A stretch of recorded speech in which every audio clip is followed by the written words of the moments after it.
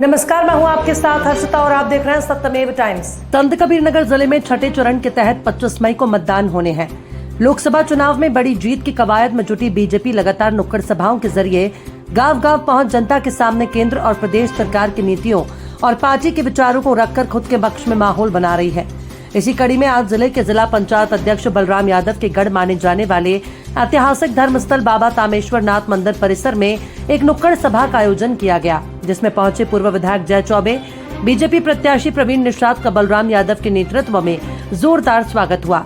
स्वागत के बाद नुक्कड़ सभा को संबोधित करते हुए पूर्व विधायक जय चौबे ने बीजेपी प्रत्याशी को साफ दिल का नेता बताते हुए जनता से प्रवीण निषाद के पक्ष में मतदान करने की अपील की।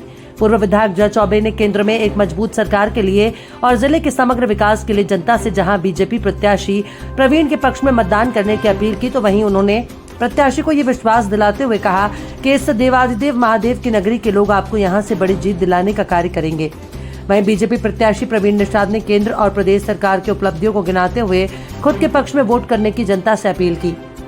मंच से अपने संबोधन के दौरान पूर्व विधायक जय चौबे और बीजेपी प्रत्याशी निवर्तमान सांसद इंजीनियर प्रवीण निषाद ने क्या कुछ कहा, आइए सुनते हैं उनका ये वीडियो बयान।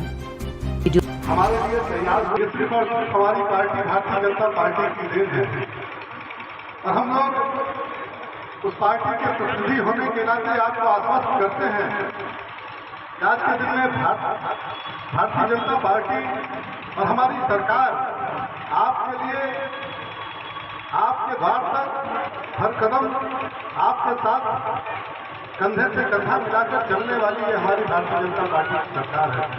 और हमारे गांव में रहने वाले किसान भाइयों के लिए, माताओं के लिए, नौजवान साथियों के लिए, किसान भाइयों के लिए जितनी भी योजनाएं आज के दिन में एक समाज से जोड़ने का काम हमारी भारतीय जनता पार्टी की सरकार कर रही है। निश्चित ही सनातन संस्कृति के हम सभी लोग प्रचारक हैं, जिस सनातन धर्म को हम सभी लोग मानने वाले हैं, जिस सभ्यता को हम सभी लोग आगे बढ़ाना चाहते हैं, लेकिन पूर्ववर्ती सरकारों के द्वारा हमारे उस सनातन संस्कृति के ऊपर भी, हमारे धर्म के ऊपर भी, हमारी सभ्यता के जो इतिहास है उसको भी भूमिहीन करने का काम किया गया। लेकिन आज दिन में हम सभी लोग जब हमने अपने बीच में अपनी एक मजबूत सरकार बनाई और इस देश का नेतृत्व माननीय मोदी जी को सौंपने का काम किया, इस प्रदेश का नेतृत्व माननीय योगी जी के हाथों में हम लोगों ने देने का काम किया, तो एक परिवर्तन सा नजर आता है। एक परिवर्तन सा नजर आता है कि आज हम लोग सुरक्षित हैं, स्वस्थ हैं और अपने परिवार के विकास के लिए जो भी योजनाएं भारत सरकार के द्वारा चलाई गई है, उन योजनाओं का हम लोग लाभ ले पा रहे हैं। तो सरकारों के द्वारा किस तरीके से भेदभाव किया जाता था, किस तरीके से हमें विकास से दूर कर दिया जाता था, हमारे वोट का लेने का तो काम किया जाता था, लेकिन जब सरकार बन जाती थी हमें कोसों दूर कर दिया जाता था। आपके बीच में पूर्ववर्ती सरकारों के जनप्रतिनिधि आने का काम करते थे, प्रचारक आने का काम करते थे, आपको नारों के माध्यम से लुभावनी बातें करके आपको अपने जाल में फंसाने का काम करते थे। कभी नारा दिया था गरीबी हटाओ का, गरीबी हटाओ का। कांग्रेस की सरकार ने 70 साल से गरीबी हटाओ का नारा दिया, आपके वोट को लेने का काम किया, लेकिन क्या कभी गरीबी हटाई? हमारे गांव में रहने वाले किसान भाई, मजदूर भाई, हमारी माताएं जस के तस रह गई। हमारे बीच में नारा दिया जय जवान जय किसान का, लोगों के मन में एक नई ऊर्जा के साथ, नए जोश के साथ लोग काम करने लगे हैं। साथियों, हमारे बीच में बलराम यादव जी भी हैं, उनका भी स्वागत अभिनंदन करता हूं। अब सबसे पहले मैं कहना चाहूंगा, आप लोग ये चुनाव देख रहे हैं, 3 चरण का चुनाव हो गया है, कल 4थे चरण का चुनाव होने जा रहा है।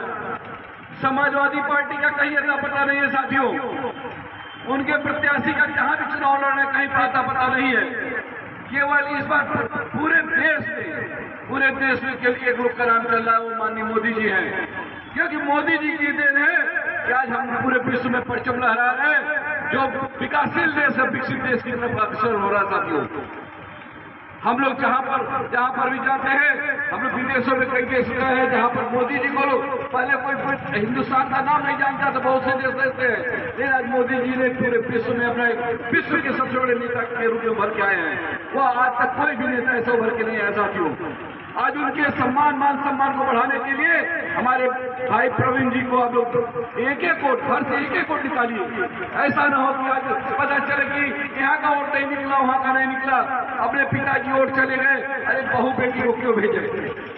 हमने ये देखा है, लोग सोचते हैं कि अरे लोकसभा का चुनाव है, क्या जरूरी वोट डालने की। लेकिन मैं साथियों कहना चाहूंगा, माताओं बहनों सबसे कहना चाहूंगा, आप सभी लोग घर घर से एक वोट निकल कर जाए, एक लोग जाए। ऐसा ना हो कि वोट न पड़े।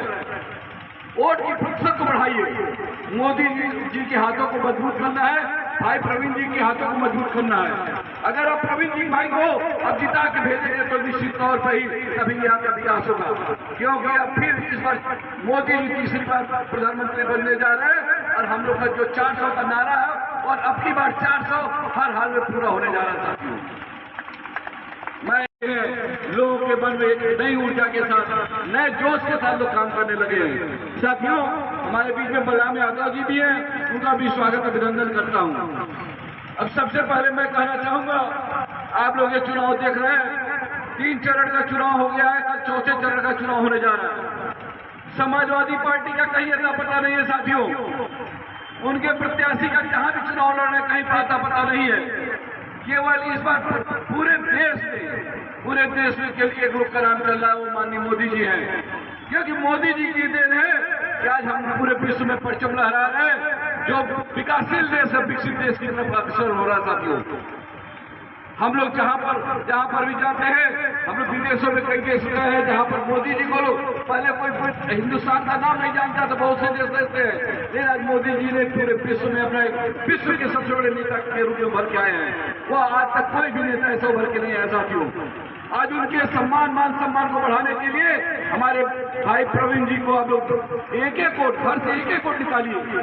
ऐसा न हो कि आज पता चले कि यहाँ का वोट नहीं निकला, वहाँ का नहीं निकला, अपने पिताजी वोट चले गए, अरे बहू बेटी को क्यों भेजे।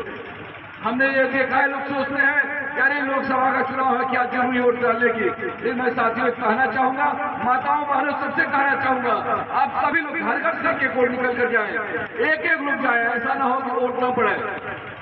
वोट की प्रतिशत को बढ़ाइए।